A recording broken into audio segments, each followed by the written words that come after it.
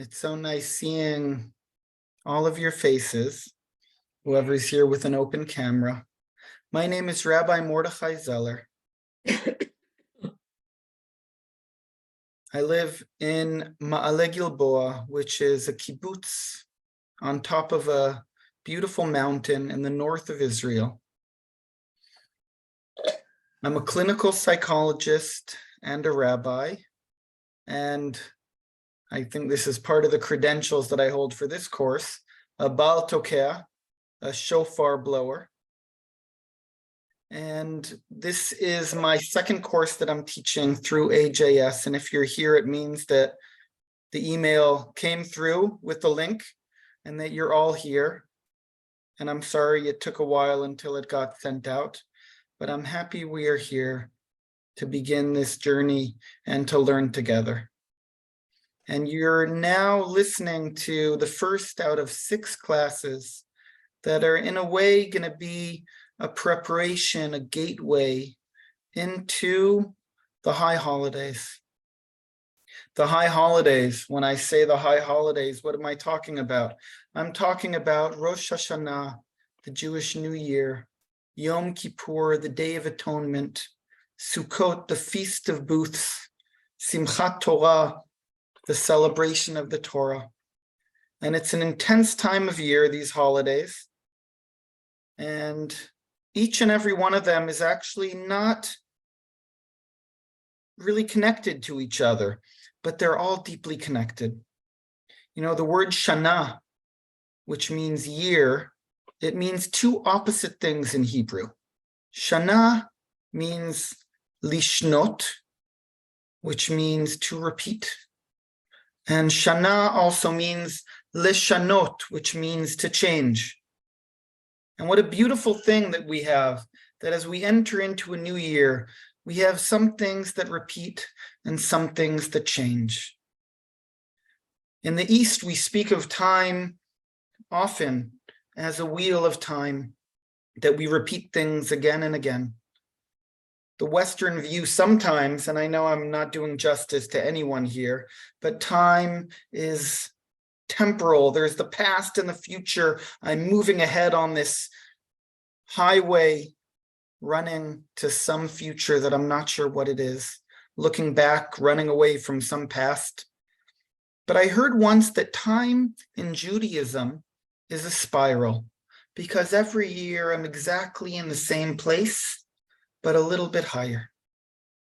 And I hope that in this class today we'll begin speaking about some of these holidays and about the month of Elul, because the preparation for the beginning of the year doesn't begin with the new year. Happy New Year! It's not, this is it, we're at the beginning of the year. The preparation for the Jewish New Year actually begins a month before, with the last month of the year called Elul. And that's coming up about in a week and a half, the new moon. And the month of Elul is a special month. It's a month of preparation. Historically, the story of Elul is Elul was the day that Moses went back up the mountain. He went up once to bring down the tablets, but when he came down, he wasn't too happy. He saw the people of Israel building a golden calf, and he threw them. They fell out of his arms.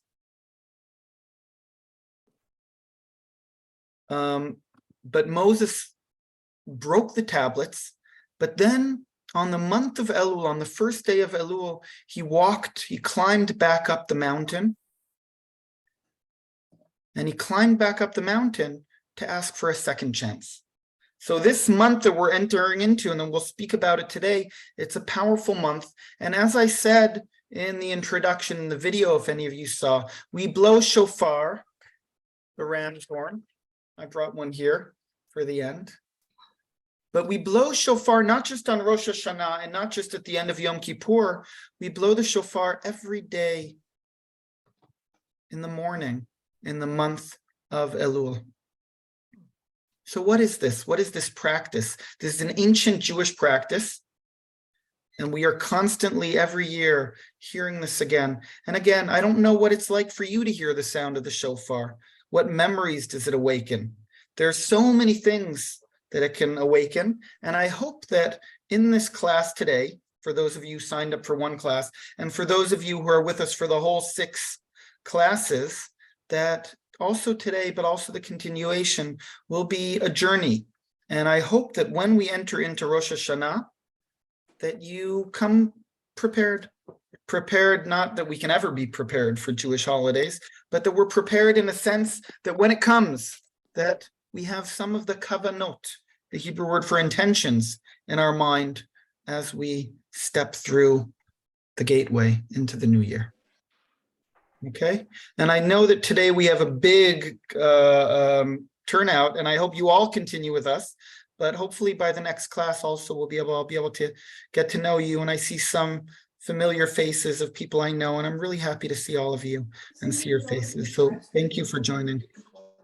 And if you could please, if you didn't mute, if you could mute as we do this learning. If you do have a question, raise your hand, and I will see, and I'll let you ask something. But if everybody, because it's not on their website. Hang on. Well, that's a relief. Yeah. Then I can record it. Okay. How do I mute everyone? I gave you a couple of $100 or something. Yeah, for the Okay. ACCM, and those If are everybody, the Mordechai, primary channel ones. Yeah. go to the participant Oh, I button can give on those the to you next week when I right-hand get back. side. Oh, have you done them? There's all Yeah. the microphones. You can mute so- everyone. If you want, you can make me a co-host You and I gave me can do it it was for you. 500. okay, Alina, great. That's what I'm going to do. Okay.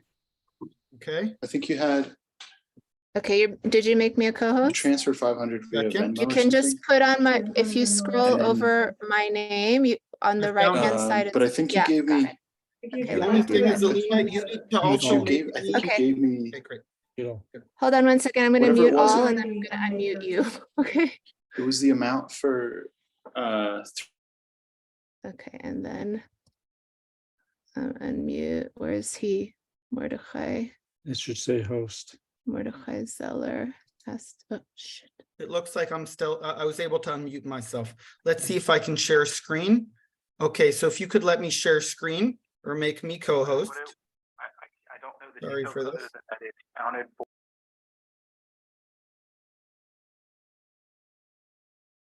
If you're the host, you should be able to screen.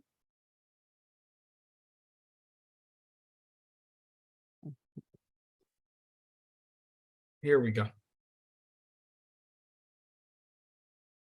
Sorry, I'm not co-host anymore. So there's just one. Okay, that's Robert fine. is Okay, he's unmuted if you want to mute him. okay. Hello, thank you, Alina, and hello, Mordechai. Hello.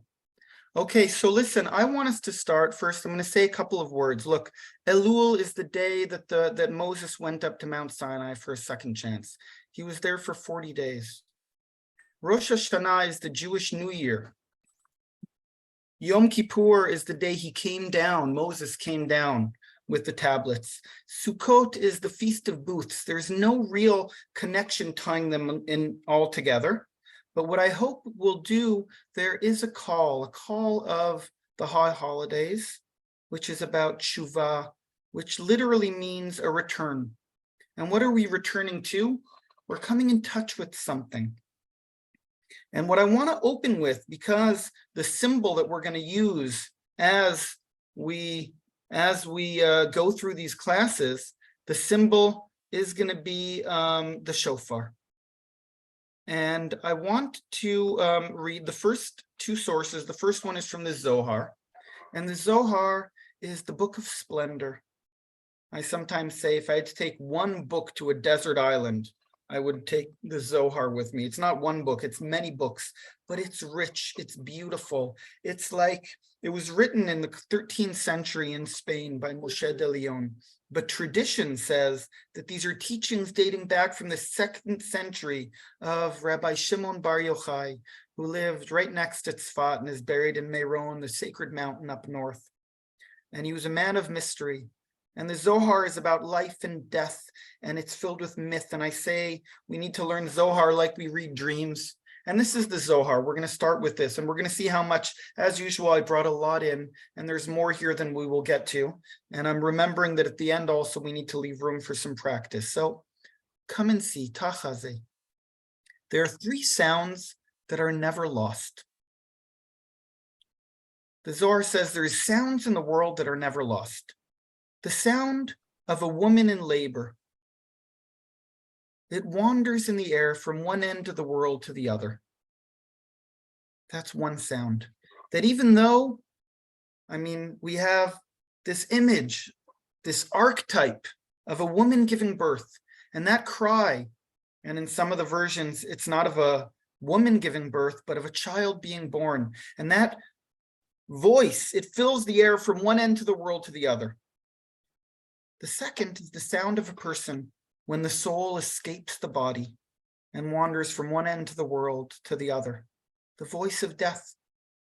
And the third is the sound of the snake when it sheds its skin and wanders from one end of the world to the other. The Zohar says there's three voices that are so loud that we can't hear them. What is produced by these sounds? Where do they enter and dwell? What happens to them? These sounds are of pain, says the Zohar. They roam and wander in the air and travel from one end of the world to the other. They enter cracks and tunnels in the dust and lie hidden there. And when a person sounds his voice, they are awakened. What is the Zohar speaking about here? An echo. The Zohar says, what is an echo? When I stand and I yell and something comes back at me, these are these hidden voices in the world, the voices of life, of death, and of rebirth. And on the day of Rosh Hashanah, and this is why I'm saying that the Zohar is connecting this to the practice of these voice, because what do we do on Rosh Hashanah is we blow these 100 sounds of the shofar. On the day of Rosh Hashanah, the sound of the shofar awakens the sound of another shofar. And if you have this experience of being in synagogue or wherever you are, you hear the shofar, but then you hear another shofar being answered, maybe from a synagogue nearby, or you can imagine all the sounds coming up and meeting somewhere as they rise up during these days that we blow the shofar. One sound awakens another one. And I know in our neighborhood here, when I blow the shofar on Elul in the morning, then my neighbor, he hears and he answers me with a blow of shofar. But the Zohar is saying something else. The Zohar is saying there's sounds that awaken in the world, but in order to wake up, they need to hear something that's similar to them. And that's Zine Batar Zine Azla. One kind awakens its own. Something meets something similar to it. And it's like when I meet someone who my soul is connected to them, something awakens. Because when I'm close to someone, or when I meet something that's connected, that connection does something. And suddenly these voices are awakened. The next piece I brought is from another midrash. It's called Pirkei de Rabbi Eliezer. And it's a midrash, meaning like teachings also that are from I would say from the 5th, 6th century. And it's a bit similar, but here he says 6 voices. And the reason I'm bringing this, I'm repeating all of it, but he adds something to the teaching. And this is going to be what will continue also in the next couple of classes. The voices of 6 go from one end of the world to the other, yet their voices can't be heard. And what they add here is one that I didn't bring, which is when a tree is cut down, which is also beautiful. Kind of like the ecological, I would say, vision of Rosh Hashanah. But another one that it adds is when a woman is divorced and when she is with her husband for the first time.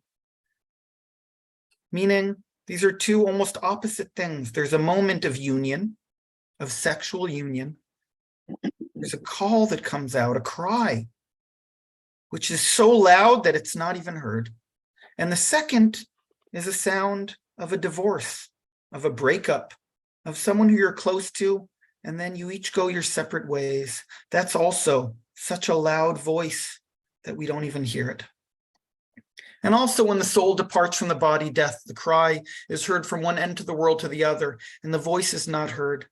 And the soul doesn't go out of the body until it beholds the Shekhinah, as it is written, for man shall not see me and live. Which is beautiful because it says, God says, you can't see me and live. But then the Midrash says, what that means is that when we die, we do. We can see God and live, but the moment of death is what a moment that is. Something happens, boom. And there's a voice there as well. And the world echoes with the voices of life, death, and rebirth. And this is what I hope in our learning we're going to kind of touch on. So the first thing I want to bring is the Talmud, the Babylonian Talmud on Masechet Rosh Hashanah, the tractate of Rosh Hashanah. It's the Babylonian Talmud because it was written in Babylon, and it's the group of rabbis sitting and explaining the Mishnah, which was written in the 2nd century in Israel and Palestine. And it was in the time of the Romans. And then the Babylonian Talmud was written in Iran, Iraq, and this is one of their teachings. And the teaching goes like this. It says in the Torah, in the book of Numbers, it is a day of sounding the shofar. In Hebrew, Yom Tru'ah Yelachem. What is Tru'ah? Tru'ah, Tru'ah, Tru'ah. It's one of the sounds of the shofar. And in Aramaic, because the earliest, before we had Rashi and before people were explaining these sources, the earliest one was Onkelos, and just translating into Aramaic was very much explaining. So when they translate this verse in the Torah, what does it mean, a day of Truah? It's translated as a day of Yevava. And the Talmud says, what is Yevava? So this is an amazing teaching. It says, it is learned and written that we learn Yevava from the mother of Sisera. I know this might sound strange, and a lot of you don't know who the mother of Sisera is. In the book of Judges is a story. And this story is about one of the woman prophetess we had. I know it seems that Judaism has a lot of men rabbis, but this is one of our women leaders, Devorah. And Devorah sat under a palm tree in the Mount of Tabor, and people came to her, and she was a prophetess, and she was a leader. And there was a man named Sisera, and he went to fight against the Israelites. We're talking about, this is before King David. This is one of the first books after entering into the land of Israel. And Sisera sends her son, who's I would say he's like the general of the bad guys. Meaning we're not speaking about a Jewish general. We're talking about somebody who's the other. And this is important because we learn something very important, not from someone who's similar, but someone who's different. So listen closely. And some of you know this teaching. What do we learn from the word Yevava? So it says in the book of Judges, through the window peered Sisera's mother. Behind the lattice, she wailed, Vatiyabev. Why is his chariot so long in coming? Why so late the clatter of his wheels? So listen to this image because you can literally imagine it.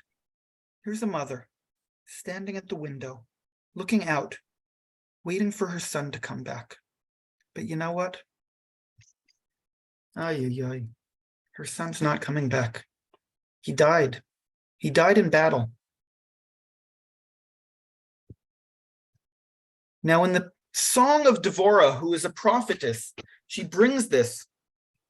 And she brings this and says, where do we learn the commandment of blowing the shofar?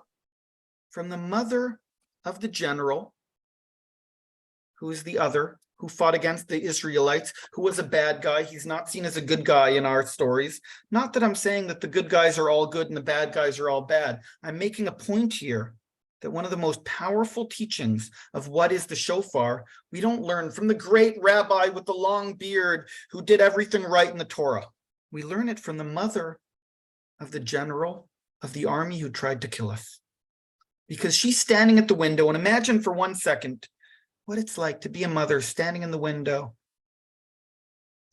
And you're waiting. You keep on looking. Are they coming? Are they almost here? Did they write me a message? Did I get that WhatsApp? Did they answer yet? Are they with me? Are they not with me? Did they forget me? Are they okay? Did something happen? Did something happen on the way? Why aren't they answering? Why aren't they calling? Anxiety, fear, pain. So one sage taught that Vatiyabev is that this means moaning, broken sighs, as in the blast called Shevarim. Shvarim is oi, oi, oi. We'll practice this later at the end of but a different sage from the Talmud, he taught that it means whimpers, as in short blasts, called tuot. Ay, ay, ay, ay, ay, ay, ay. Because she suddenly stands in the window and realizes that Sisera is not coming back. Where do we learn this most sacred practice of blowing the shofar? From Sisera's mother, from a mother who lost her son. What a cry she must have cried. Doesn't matter that she's from the other side, that he's the ultimate other. Maybe that's what it's about. Maybe we need to be able to hear that the cry of the ultimate other is a bit closer than what we think. Because even if we're not all mothers, we're all children. We all had a mother, or have a mother, or have someone who loves us, who loved us, or we wait for people. That's something we can relate to. And now I want to take a bit of a change because I want us to hold this, and we're going to go back to this, I promise. But I want to go to a different story, which is a hard story and a difficult one. It appears in the book of Deuteronomy, and it's a story called, from the parasha, from a weekly portion called Kitetze, which is always read at the first week of the month of Elul, the beginning of this month of blowing the shofar, of repenting, of doing tshuva, of returning. And here's the story as it appears. We read this ceremoniously in synagogue on the Sabbath morning. And the story goes like this. And I want you to bear with me because, I know there are many people out there saying, here's the beautiful teachings of Judaism. Here's peace. Here's love. I'm going to bring you something that's harsh and difficult. Okay? And it's not an easy text. But I want us to learn not just the text, but what is done with it, because this is an important thing, because it teaches us what we do with texts and difficulties that make us uncomfortable, that we have a problem with, okay? So bear with me here. When you go to war against your enemies, says the Torah, and the Lord your God delivers them into your hand, and you take them captive, and you see among the captives a beautiful woman, and you desire her, and you want to take her for your wife. Bring her into your house, and she shall trim her hair, pare her nails, discard her captive's garb. She shall spend a month's time in your house, lamenting her father and mother, and after that you can come to her, mean take her as your wife, and possess her, mean have sexual relations with her, and she shall be your wife. This is a hard source. Why does the Torah say something like this? I mean, there were wars in that time. And there are times in wars that people go and take someone who is weak, who has no power, who in a state of war has no rights. And this is a very difficult thing. And I'm not going to try now to explain or defend why this is a good thing, because I don't think it is a good thing. But I do want to hold here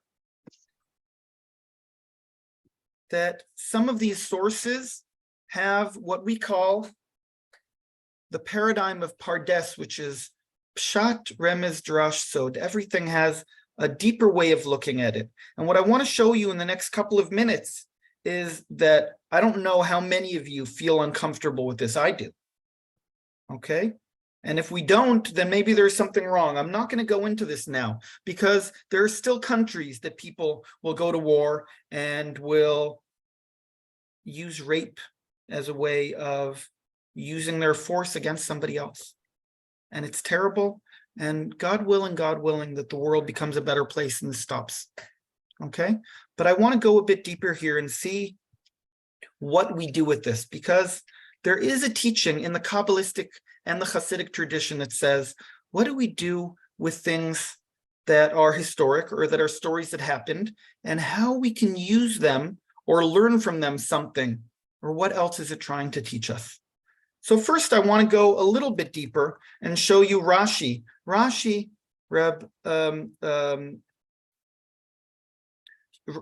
was a commentator who lived in France, and when Rashi reads this, he writes in his commentary, he says, listen closely. First of all, the Torah is speaking and making this concession only in view of man's evil inclination. He's already being apologetic here. He's saying, if man does this, it's because he has an evil inclination. And he has a part of him which is forced, that takes control and tells him to do things that are not good. Okay? Because if the Holy One, blessed he, would not permit her to him as a wife, he would marry her even though she would then be forbidden to him. So Rashi's saying, I know this isn't perfect, but we're talking here about people who have an evil inclination. But if he does marry her, says Rashi, look what the next piece right after this story is. The next piece is in the Torah that a person, if he marries two wives and one of them is good and he likes the other and he doesn't like the other one, at the end he'll end up hating one of his wives. And the last story is a terrible story of a son who ends up rebelling against his parents. And Rashi brings this and he says, I want you to know, yes, the Torah says this, but if he does marry her, in the end, he will hate her. Because the scripture writes immediately afterwards, if a man has two wives, one beloved and another hated, and ultimately he'll give birth to a rebellious son. It's for this reason that these sections are put in juxtaposition. And what Rashi's saying here is, this makes me uncomfortable too. And I'm telling you, I'm asking you, I'm imploring you, don't ever think this is something you can do. Because if you do it, it won't end well. That's what's being hinted to us. Okay? But that's Rashi. I want to go a bit deeper with the Hasidic interpretation, because the Hasidic interpretation, and I'm bringing here Likutei Mohoran, Reb Nachman of Breslov, who lived in Ukraine, and he's the great-grandson of the Baal Shem Tov. When Reb Nachman teaches this, he says, when you go out to battle against your enemy, who's your enemy? The evil inclination. And God, your Lord, gives him into your hands. In other words, the evil inclination delivers God, your Lord, into your hands. He changes this all around. Do you remember when Rashi, a second before, he said, the only reason that God said this is okay was because we have an evil inclination? So Reb Nachman says, no, no, no. We're not talking about a real war happening outside. We're only speaking about an internal war where a person fights his evil inclination. Don't you ever think that you can do this to another person, because what we're speaking about here is an internal battle that a person battles with himself. And I'm stopping here for a second just to say to all of you, Reb Nachman, this made him uncomfortable as well. And here we have an example how exegesis, the ability to look and to reinterpret these verses, is a way of making sense out of them and a way of setting a moral standard. Because Reb Nachman says, don't you ever do this to another person. The only thing that we're enabling here is an internal battle that a person does with himself. Okay, and if you were with me until now, that's great. I appreciate this. We're not going to stop here because I want to go one step further. And one step further, I'm going back to the Zohar. And we're at source number 7 here. And source number 7, the Zohar says, let's take this story. If you go to battle and you find a beautiful captive woman, and the Zohar, the book of splendor, the mystical book of Jewish Kabbalah, it says, who is this beautiful captive woman? That's your soul. Eshet Yefator Dahi Nishmeta. Who is this woman? It's not somebody you took captive, and it's not just you fighting and you are in a battle against the evil inclination. I want you to know that this captive woman is your soul. Because every day the soul and the evil inclination are constantly arguing and fighting with each other until all the limbs of one's body suffer amidst this battle. We have internal battles all the time. I have part of me that says do this, another part that says no, and all these battles are taking place inside of me. I am a battlefield inside. And then it says, you shall bring her into your house. So what does that mean? That we go to war, and then we find a captive woman. Who is this captive woman? The Zohar says, you are not the one battling. You are the one who have been taken captive. You are the one who are lost. You are the soul who lost her place in the world. And when it says you take her into your home, where she was exiled from.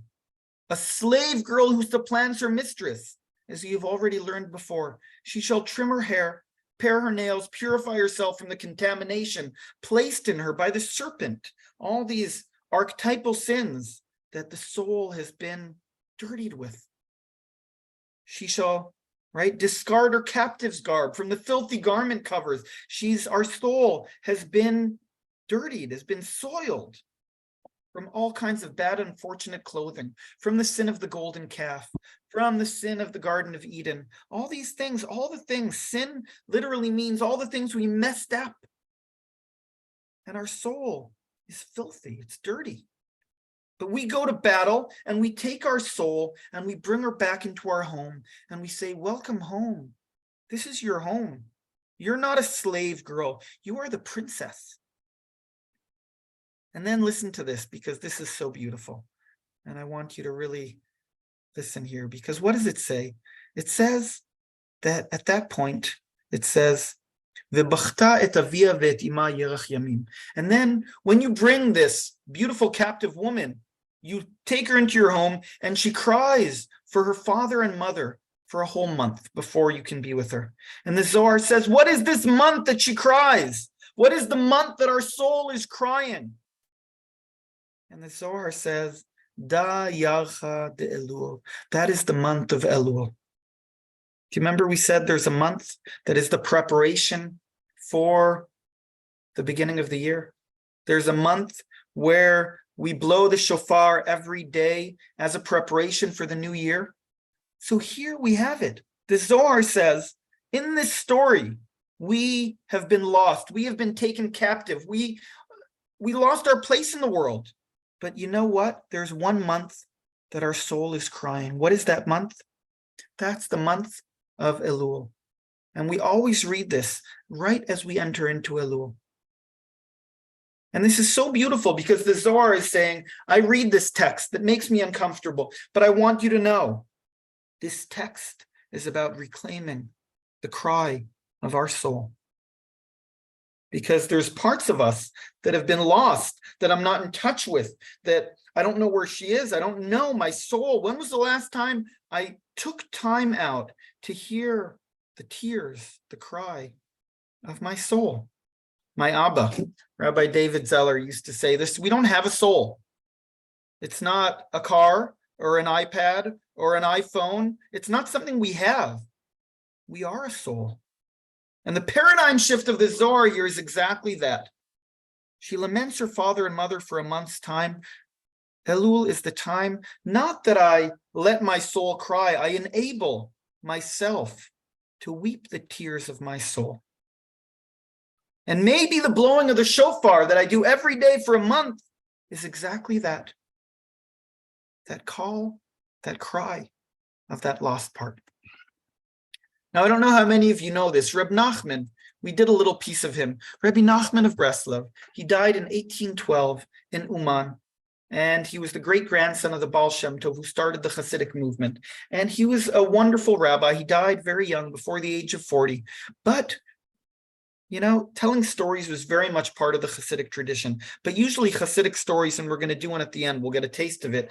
Hasidic stories usually have a rabbi who did this, or kind of like the Zen stories about the great master. Reb Nachman told different stories. Reb Nachman, he told stories about princesses and about giants and about pirates. And he said, my stories, whoever hears my stories, something will awaken inside of them. And the first story in this collection, and I'll send it out to all of you if you want, if you haven't read it, it's called The Lost Princess.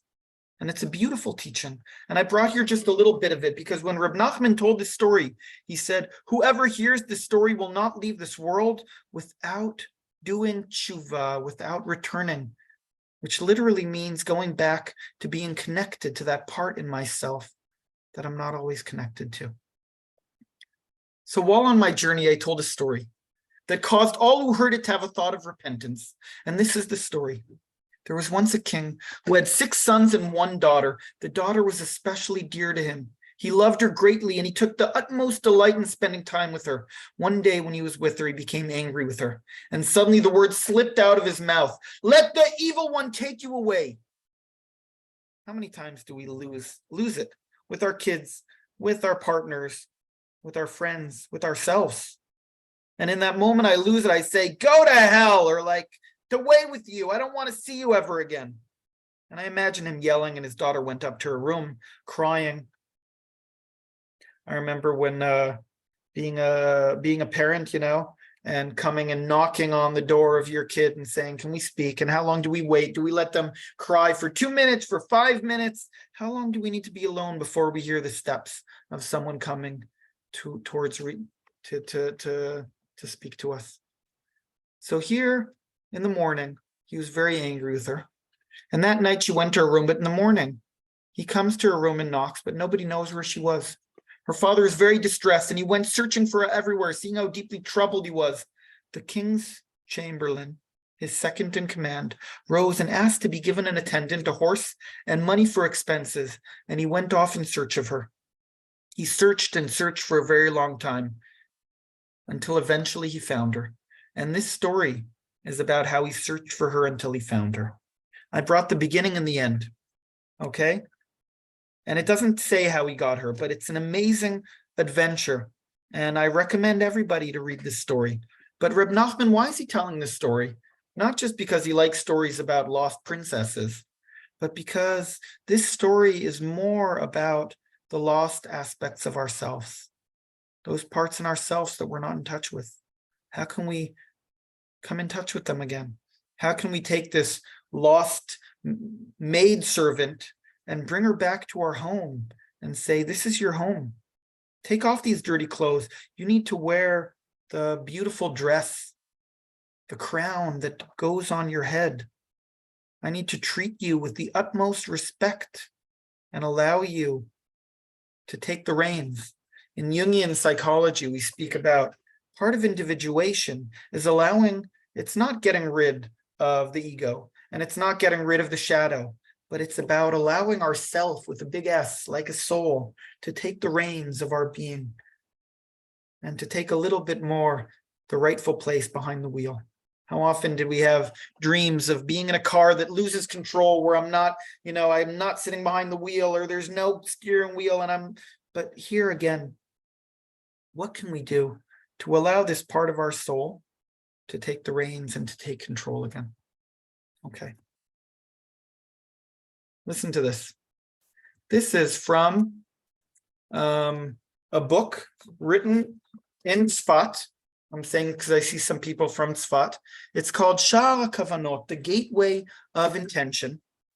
And it was written by Reb Chaim Vital, literally means life, who was the greatest student of Reb Isaac Luria, who was the greatest mystic who lived in the 16th century in the city of Safad in northern Israel.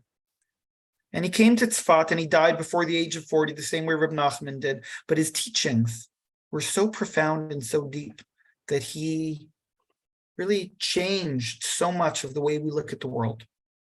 And in the gates of intention, Sha'ar Kavanot, it goes through the holidays and it gives us some things that have to do with the different holidays. And here's what his student writes, Reb Chaim Vital.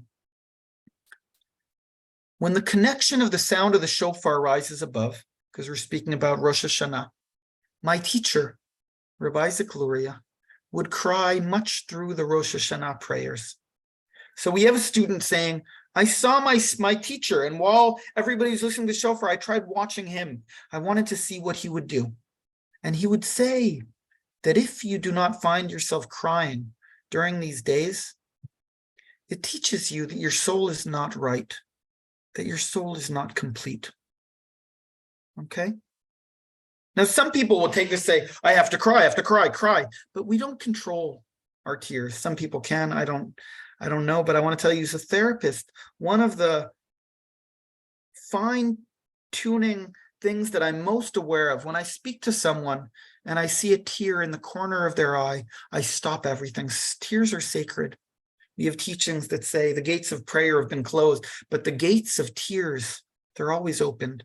And I stop, if it's couples, if it's individual, I say, what is that tear and what is your tear saying? And Rabbi Isaac Luria says, if you do not find yourself crying during these days, what does he mean, find yourself crying? It's not something you do. It's something that suddenly you notice that you're crying.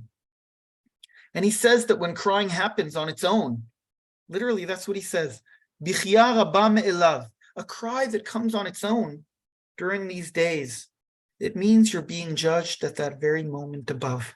If in the middle of Rosh Hashanah, one of those days, if you're in service, if you're at home, if you're walking to synagogue, if it's when you hear the shofar, suddenly you have a tear, stop. Because that means, according to Rabbi Zeller, that something very special is happening, that your moment of standing in front of God, that moment of, some people call it judgment, some call it just being seen in the eyes of God, that's happening then. And it's a very special and sacred moment. But again, the same way that we spoke about this moment, this cry, the tears, she cries for a month. And Rabbi Zeller says, listen, listen, listen to the sound of the cry of your soul. And part of Rosh Hashanah, during the call of the shofar, stop. And through the tears that you're crying, that cry on their own, you can be in touch with something else that's happening below the surface. This is from Rav Kook, a great rabbi who lived in Israel and died right before World War II. He was the first chief rabbi and a great mystic as well. How great is the pain that the soul feels. She is lifted upwards. Although she feels her wings are broken, she cries out from within, from the intensity of her pain, oh, who will redeem her? And in distress, I call on the Lord. And the Lord answered me and brought me relief. And this is a verse in Hebrew. It's Mina Metzar Karatiya Anani B'merchavya. And those of you who are familiar, this is the first verse that's read out right before the person blowing the shofar. This is the verse he calls out. Mina Metzar Karatiya Anani B'merchavya. Which literally means, Mina Metzar, from a tight place I call out to you. But answer me, God, from a place of opening. Like the shofar, we start out here, but we're hoping to be in an open space. And when Rav Kook sees this, he says, Mina Metzar Karati Anani B'merchavya. A great cry is called out from my soul. Because what is the shofar? The shofar is a pre-verbal call, which is the sound of our soul crying. When do we hear the sound of our soul crying? When do we hear it? What is the sound? What does it sound like? The shofar is the closest thing we have to hearing the sound of our soul crying. And here, these are sources that I very much love, and they're very dear to me because we're doing a little bit and jumping between certain things that are also from the psychological literature. My family, my tradition is a Jungian tradition. And my grandfather was a student of Carl Jung, and my grandparents would have a Seder of Passover, but they would celebrate not Pharaoh and the people of Israel, but how we can free ourselves from the slavery of the ego. And my dad used to say, I grew up an Orthodox Jungian and a Reformed Jew, and I became an Orthodox Jew and a Reformed Jungian. But this is my tradition. And it's beautiful because when my dad became religious, he found out that so many of these Jungian teachings are what we've been reading right now. So listen to this. First, I bring you from Jung himself. And Jung says in the Red Book, it's the biggest book I own. It takes up a whole shelf. And in this book, which was his journal that he wrote to himself, he kept a journal, and this is what he writes. My soul, where are you? Do you hear me? This is Jung, Carl Jung. I speak, I call you, are you there? I've returned, I'm here again. I've shaken the dust of all the lands from my feet, and I have come to you. I am with you. After long years of long wandering, I have come to you again. Should I tell you everything I have seen, experienced, and drunk in? Or do you not want to hear about all the noise of life? I wandered for many years, so long that I forgot that I possessed a soul. Where were you all this time? Which beyond sheltered you and gave you a sanctuary? Oh, that you must speak through me, that my speech and I are your symbol and expression. How should I decipher you? Who are you, child? My dreams have represented you as a child and as a maiden. I am ignorant of your mystery, says Jung. To his soul, to this feminine aspect. And I'm here left with these two images, Sisera, the mother of Sisera, waiting for her son, for this masculine side to come back, and he's not coming. What a call that is, what a cry that is. And the one going out to battle, searching for this lost princess, trying to bring her back home. We have these two images of someone sitting at home, a great mother waiting for her son, for the masculine, what Jung would call the animus, and a man going out and trying to connect to his anima, to his feminine side. We just celebrated here in Israel, Tu B'Av, which is the Jewish Valentine's. And it says that this was a holiday where women would dress in white and go out and dance in the vineyards, and men would go out and speak and say, where are you from? What's your family? And this is how people would meet. There was this love festival where people would go out, and part of me thinks, again, if this was a dream, I would say Tu B'Av is about coming in touch with the lost aspects of our soul. Because by coming internally connected to my other side, to my anima, that is the first step. I can't meet anybody else if I'm not able to meet myself. And it happens all the time. Jung says, what happens when I fall in love?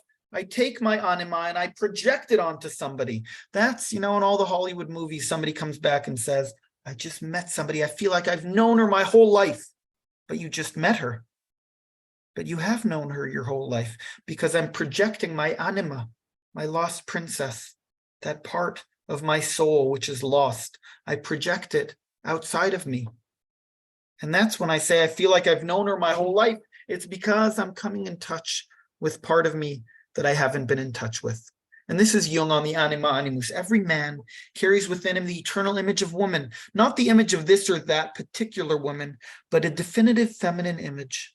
This image is fundamentally unconscious, a hereditary factor or primordial origin engraved in the living organic system of man, an imprint, an archetype of all the ancestral experiences of the female, a deposit, as it were, of all the impressions ever made by women. And it's the same for men. For a woman coming in touch with their animus. Since this image is unconscious, it is always unconsciously projected upon the person of the beloved, and is one of the chief reasons for passionate attraction or aversion.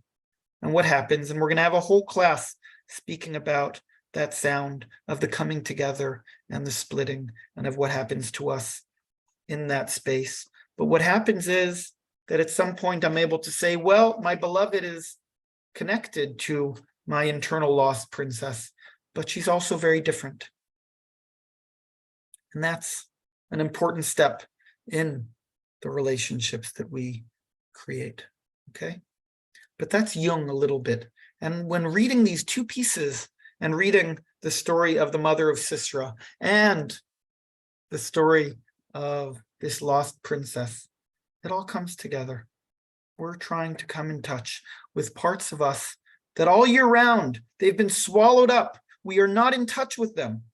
And that's why I'm back to Sisera. Through the window peered Sisera's mother. Behind the lattice she wailed, why is his chariot so long in coming? Why so late the clatter of his wheels? I want to stay with this image of a window, because we all have windows in our home. We all have windows, our eyes are windows. Here I am. Hang on. I'm stopping to share for a second. And I'm looking at all of you, at all these windows on my screen. Look at all these windows. Our computer is a window into people's homes. And here I am looking at all your faces in the window that you're looking out. What do you see when you look into my window? What do I see when I look into yours? What is the yearning? What is that place where this archetype of a great mother is waiting? What are we waiting for as we look through the window? Find somebody's eyes for a second.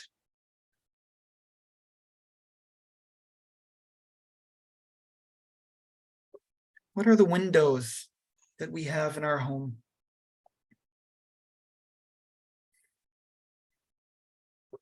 We still have a little bit more of the class, and then we will practice something.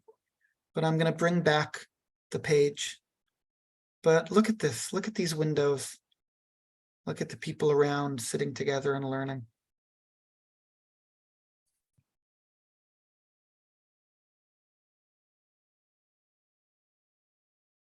This piece is from Lao Tzu, who speaks about windows. Okay? Because what is a window? We turn clay to make a vessel, but it's on the space where there is nothing that the utility of the vessel depends. Right? We make a vessel. Anybody who's done pottery before knows there's this magical moment I push in, and then there's space. The nothingness is what makes the vessel a vessel. We pierce doors and windows to make a house, and it's on these spaces where there is nothing that the utility of the house depends. What is a house without windows? What is a house without a door?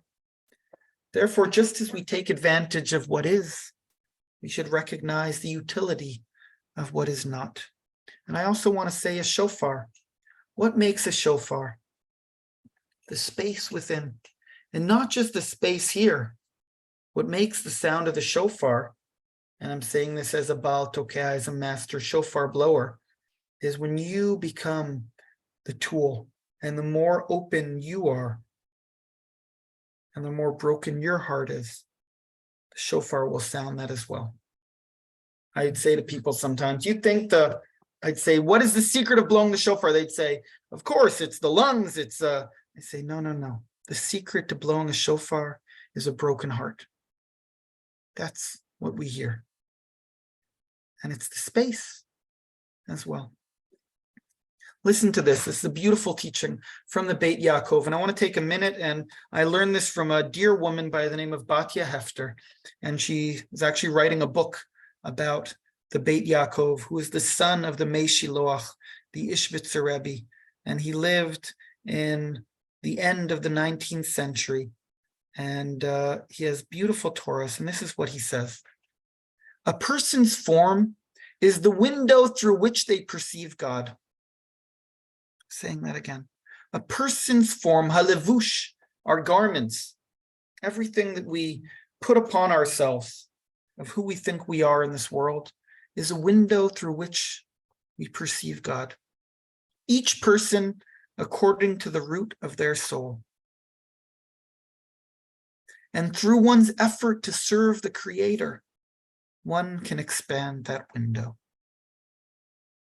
And says the Bet Yaakov, what are we doing here? What are we doing in this world? What is the purpose we're here? We are expanding our window. Because we have windows, but sometimes they're shut and sometimes they're closed.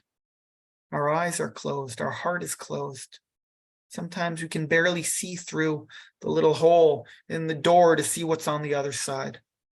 But says the Bet Yaakov, the great Hasidic master of Ishbitz and Radzin, the whole purpose that we're here in this world is to expand our windows.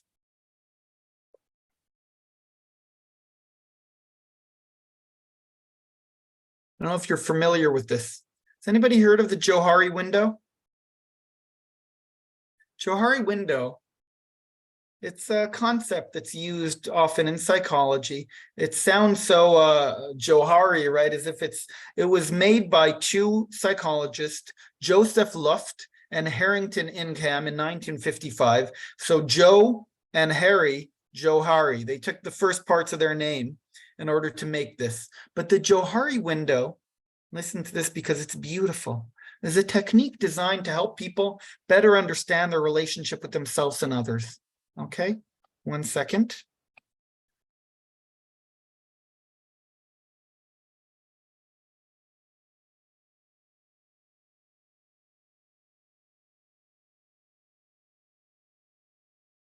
Okay, look at this.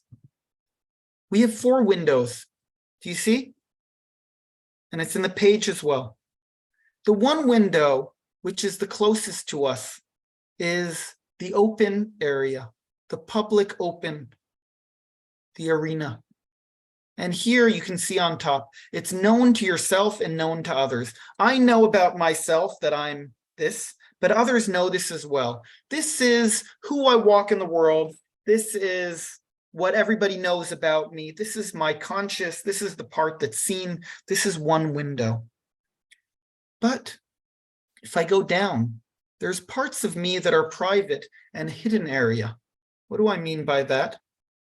There's parts of me that are known to myself, but unknown to others. This is the facade, meaning I put on a mask. I know who I am, but I'm not going to show you because I'm embarrassed, because it's not good, it's not nice, it's not beautiful. These are the parts I'm ashamed of. So I will work my entire life of showing, making sure this is unknown to everybody around me. This is the second window. Over here, we have my blind area. This is the parts in me that are unknown to myself, but known to others. What does that mean? These are my blind areas. This is the parts that my spouse or my friend or my kid or my parent says, can't you see that you're being so obnoxious? Me obnoxious? I'm not obnoxious. I'm cute. I'm funny. I'm wonderful. These are my blind areas. And we have these. This is a window as well. And here we have the fourth window, the unknown area. Unknown to myself, unknown to others. I don't know. What a window that is. How often do we stand at that window?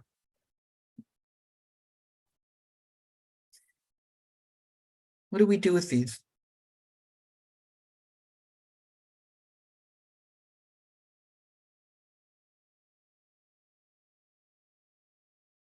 We look here. What I wrote here is also, in some of the drawings, our growth is moving and expanding. The open area grows. My blind spot gets smaller because the more I tell people, help me see myself through your eyes. What can you tell me about myself that I don't know? How can I learn from my blind side? My blind side gets smaller. And the more I'm disclosing and willing to feel safe enough to say, I want you to know that this isn't my greatest trait, but this is part of who I am, then my open area becomes bigger. I'm widening a window, like the Beit Yaakov says. But in widening this and widening this, we are also moving an arrow down towards the unknown. Those parts that I don't know. Who will I become? What is there when I open this window? What will I find out about myself? Who am I? This is a powerful teaching that has to do with all the windows of our soul. There's a teaching that I heard once about the mother of Sisera. And it goes like this. What do we know about the mother of Sisera? What's her name? We don't know. We don't know anything about her. What do we know about the mother of Sisera? We just know that she's the mother of someone who died in battle and is not coming back. What is the cry of the mother of Sisera? She doesn't know who she is because she's built her entire identity on being the mother of someone who isn't coming back. The call of the shofar is saying, who's my open area? My arena? What's my blind spot? What's my hidden facade? But what is my unknown? Who am I becoming? What are the parts in myself that don't have words, that I don't even know about, that nobody knows about? The greatest mystery of who I am, who I'm becoming, takes place in the month of Elul and Rosh Hashanah as we listen to these cries of this part of myself which is standing at the window, waiting for the window to expand.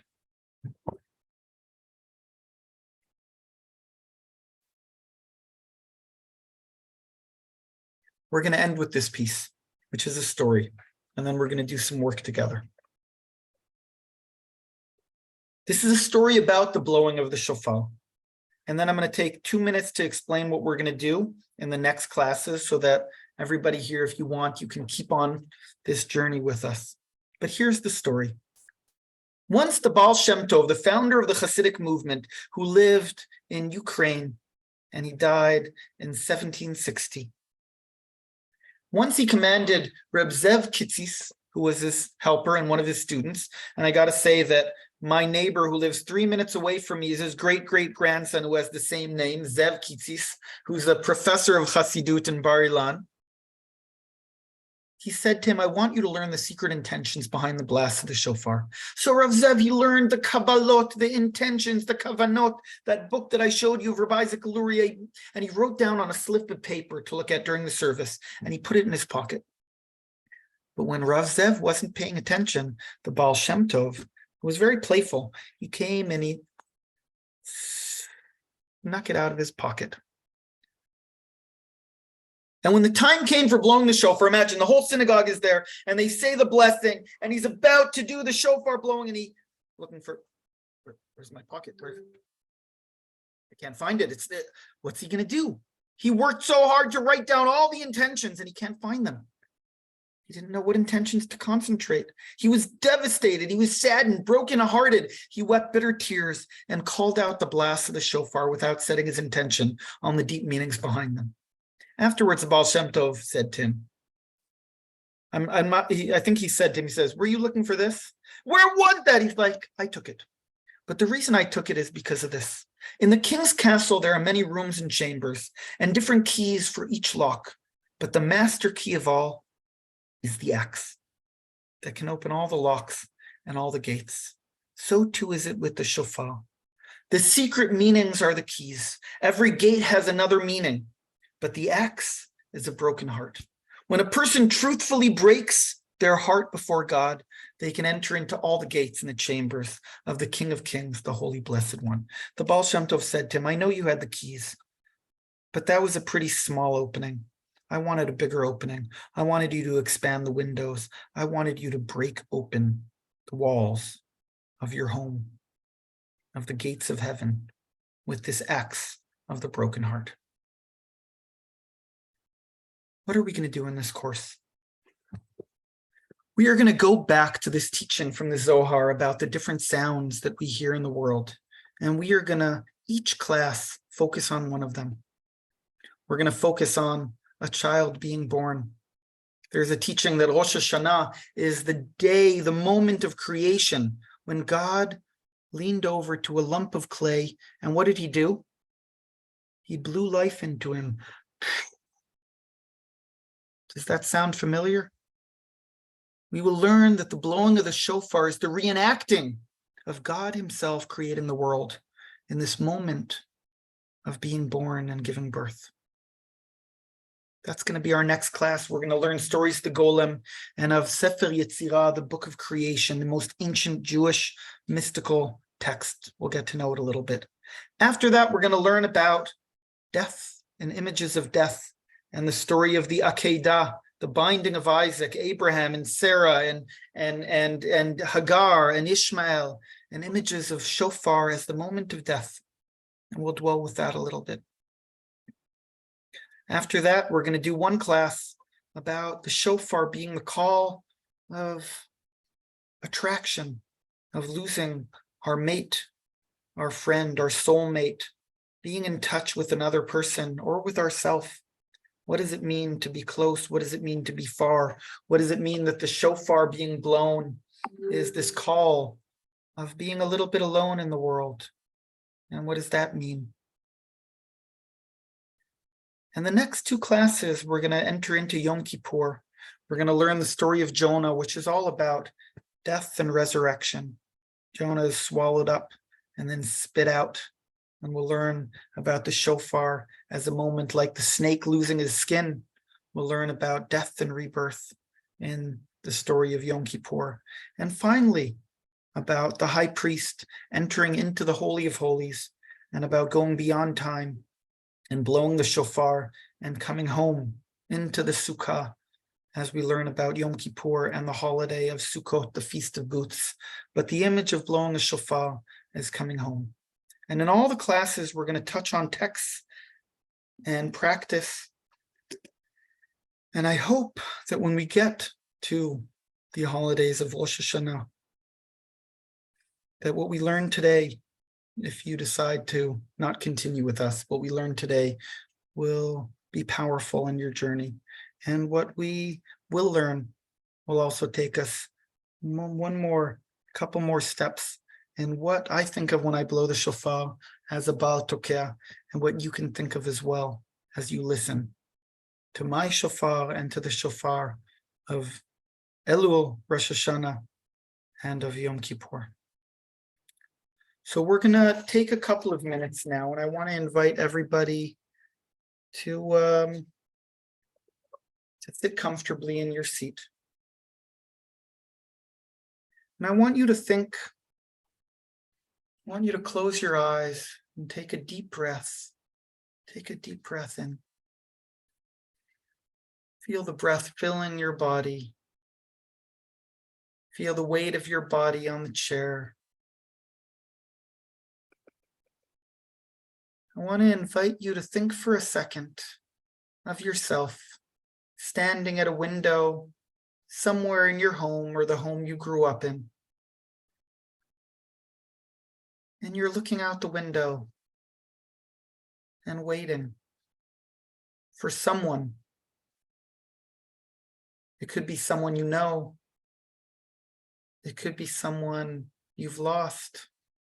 It could be someone you love. It could be someone right next to you. It could be someone you've never met yet in your life. But here you are, sitting in the window. Your heart is filled with expectation as you're waiting for them, as you're looking.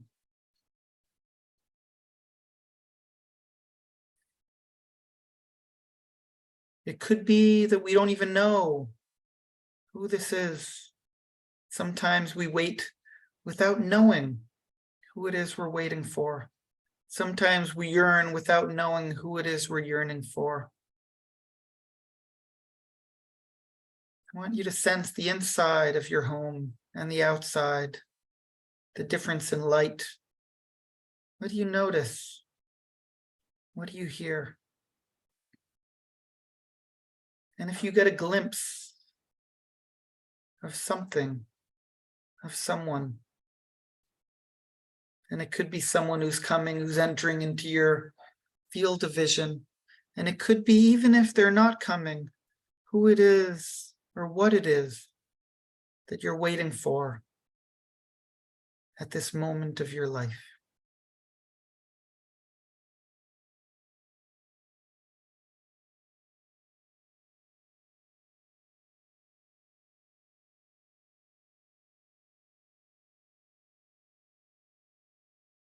Be aware if it's an image, if it's a word, if it's a sound.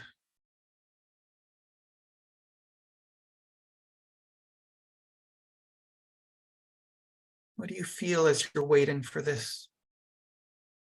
Is waiting a pleasant feeling or a hard one? Do we want them to come already? Or does it hurt so much to wait that I don't want to wait anymore? Am I looking outward or am I looking inward? Who is it that I want to be in touch and to listen to?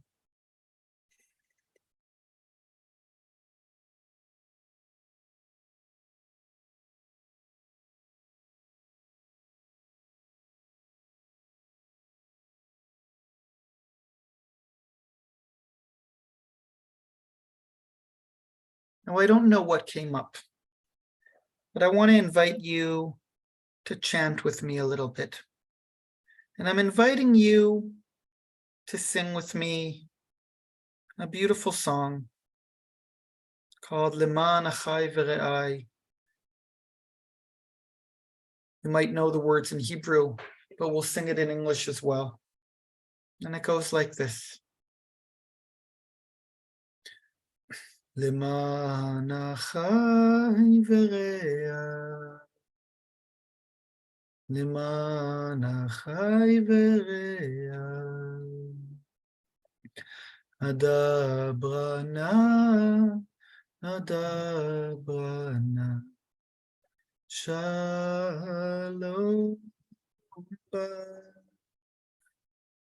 In English, it goes like this. For all of my brothers and friends, for all of my sisters and friends, please let me ask, please let me sing. Peace to you. For all of my brothers and friends, for all of my sisters and friends, please let me ask, please let me sing. Peace to you. I'm inviting everybody to unmute yourself. I don't know if you can, but if you can, are you able to? Good. And as we sing this, I want to invite you to think of someone, actually someone in your life, someone who you're close with or were close with, someone who you love, someone who you miss. And I want you to sing this to them. The words are very simple. And even if you don't know the words, the tune is a powerful one. For all of my brothers and friends, for all of my sisters and Friends, please let me let me ask, please let me sing. peace to you. For all of my brothers, Friends, for all all my sisters and sisters, friends, please please let me ask, please let me sing. Peace to you.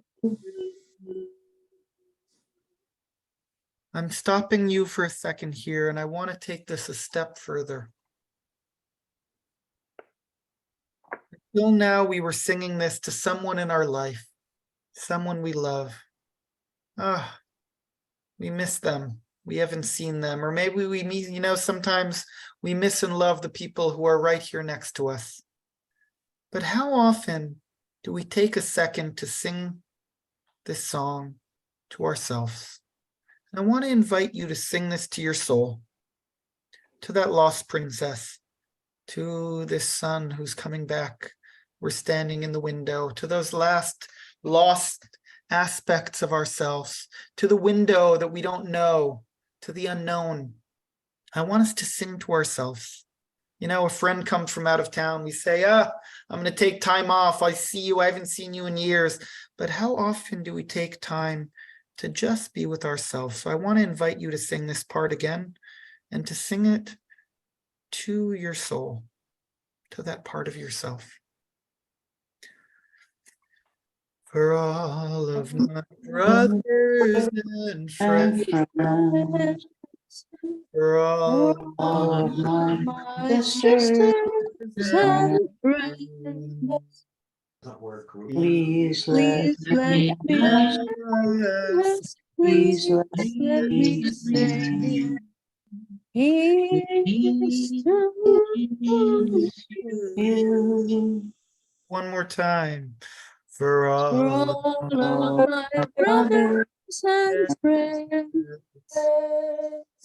for all of my sisters and friends, please let me ask, please let me sing. Peace to you.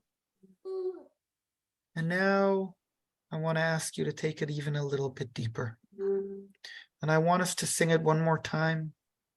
but I want to invite you not to sing it to your soul, but to allow yourself to sing and to listen to your soul singing it to you.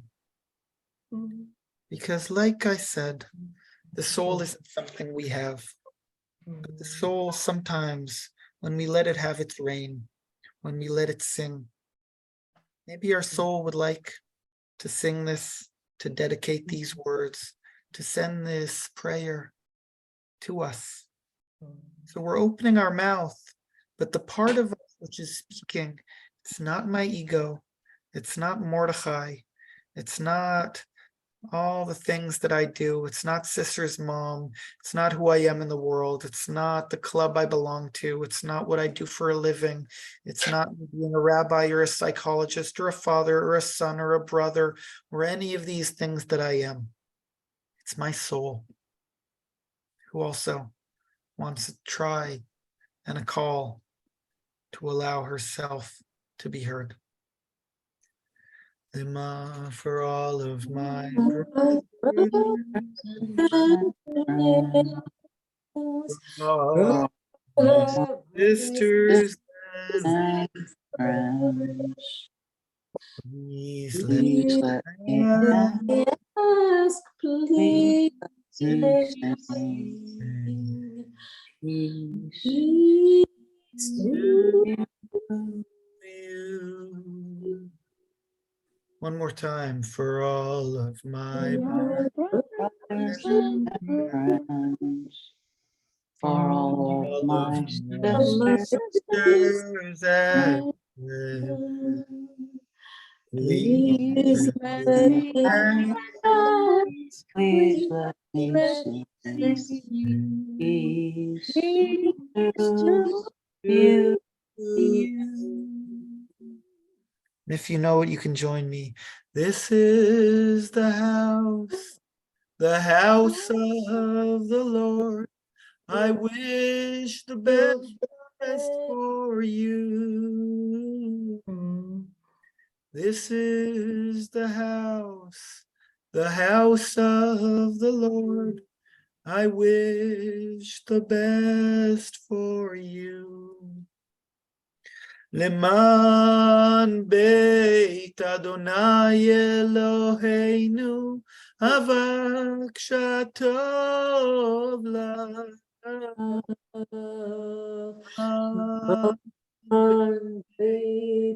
Adonai Eloheinu Avak Shatov La.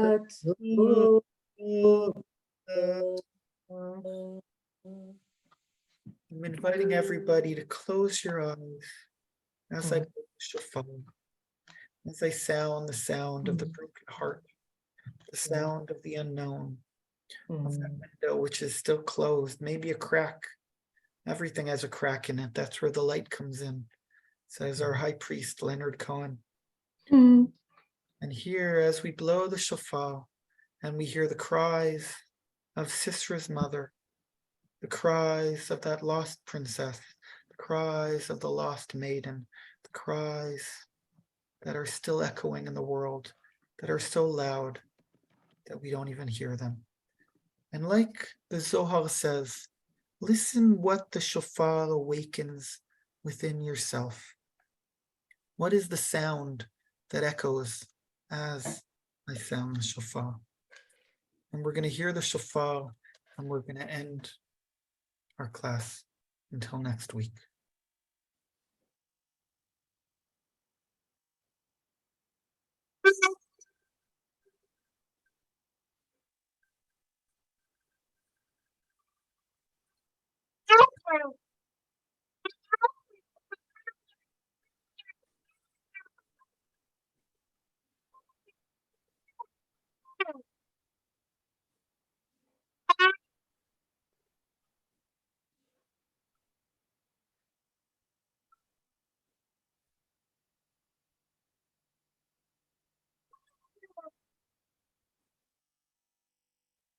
I don't hear anything. I can't hear it either. Nothing came through for me. Nothing came through for me either. Hey, we all need to mute.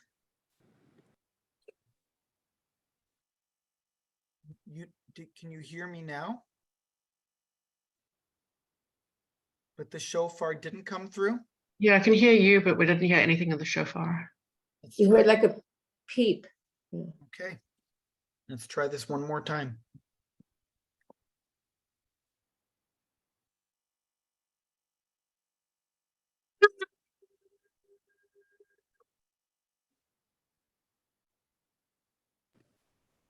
Interesting. It has to do with whether speech or music, natural music, is specified in the Zoom Hmm. at a higher level up near where maybe where the recording is. I'm not sure, but you have to prioritize the music. So No, you didn't hear that. A peep. Yeah, I heard a peep, but not the. This is very interesting. The sound of the would expect shofar, that. very zen. Okay. We'll maybe have a better result if we all mute. Let's try that. Everybody mute. And I am trying. And I don't know if there's something I can do here. Hang on.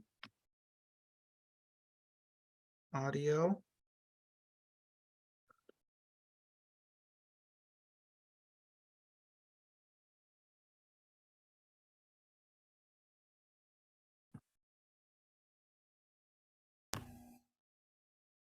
Here we go. High fidelity music mode or echo cancellation. Hang on. Can you hear this? Ah, okay. Yes. So I had to do echo cancellation. Yes. This is the Zohar. I don't want to cancel the echo. But let's try this again. Okay? And what an amazing thing that the sound of the shofar sometimes can't be heard. That we started this by saying there's sounds that are so loud that you can't even hear them. Wow. Okay, we're going to try this one more time.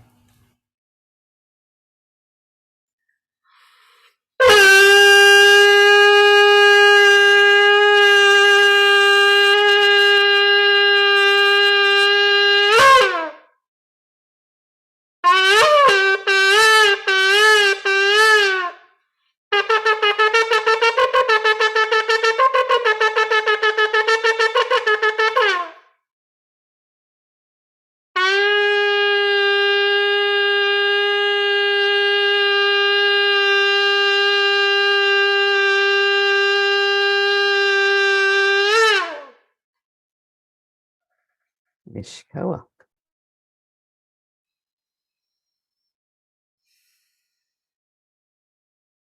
Mitsuya. Thank you for learning, for joining me on this. And I hope to see as many of you as we can next week at the same time as we delve into Sefer Yetzirah and the stories of creation, of giving birth and being born. Thank you, thank you, thank you. Yeah. Thank you so much. That Thank was you. amazing. Toda rabah. Thank you for your bounty of blessings. It was just So deep, a so beautiful. privilege. Thank you for your gift. Thank you. And the life that you are living in, and the heritage and all of those connections, and to think, I felt, oh wow, I even got to hear that. I got to hear that, and I'm so grateful that you're able to live that life and that you share the healing with us. Thank you. Well, thank you also because your father, blessed memory, David Zeller, was in my home, so it's so always wonderful to see you too. Thank you. Wow. Well, thank you. Goodbye. Thank you, everyone. See you next week. See you next week.